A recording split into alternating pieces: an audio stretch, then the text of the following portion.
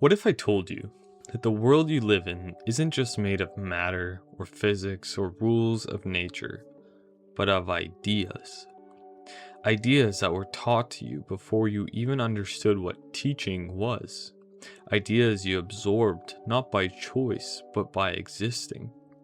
Because the truth is this: most of what we think is normal, obvious, or just the way things are didn't come from us. It came from the society around us. Today, we're taking a look at sociology, the study of how humans shape reality, and how reality shapes us.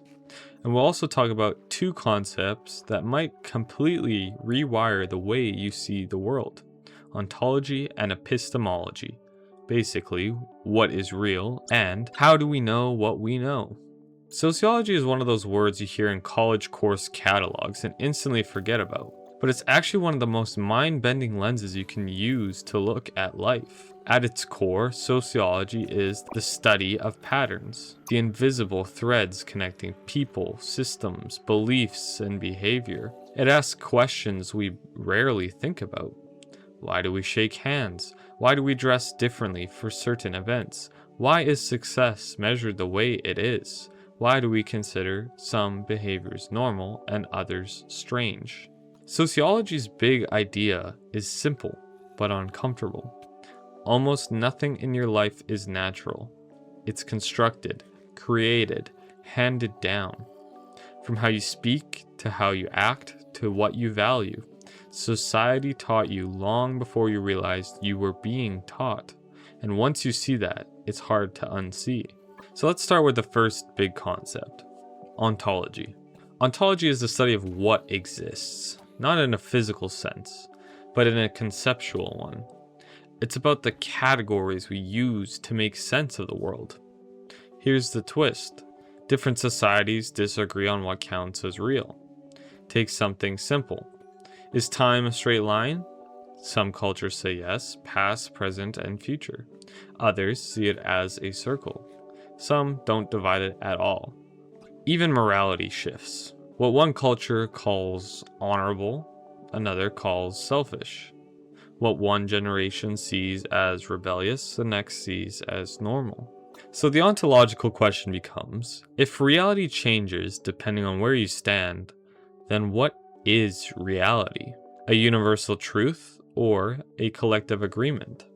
Ontology forces us to consider something unsettling. Maybe we're not discovering reality. Maybe we're building it. Now let's move to epistemology, which is just a fancy way of saying, how do you know anything is true? It sounds obvious. You know because you've learned, because someone told you, because you saw it, because you experienced it. But epistemology asks, where did that knowledge come from? Who decided it was valid? What counts as evidence? Think about it. A child doesn't discover their culture. They inherit it. Most of your beliefs didn't start with you. They started with parents, teachers, friends, media, the communities you grew up in, the norms you never questioned. Epistemology reveals that knowledge isn't just information. It's filtered, approved, repeated, and eventually believed. Two people can live in the same world, but inhabit completely different realities because their sources of truth are different. So the question becomes, do we know the world, or just the version we were conditioned to see? Every society has its own rulebook, and most of the rules are invisible. Stand in line. Don't stare too long. Don't wear that to this. Don't say that to them. Be polite here. Be assertive there. None of these rules are written on a stone tablet, but break them and suddenly you realize how real they are. These are social constructs. Things that exist because we all silently agree they exist. Money only works because we believe it has value. Laws only work because we collectively accept them. Etiquette only works because we fear the judgment of others. It's a reminder that a lot of our freedom happens within invisible boundaries we didn't choose, but we follow anyway. Here's where sociology hits hardest. It claims that you, your personality, your confidence, your insecurities are not formed in isolation.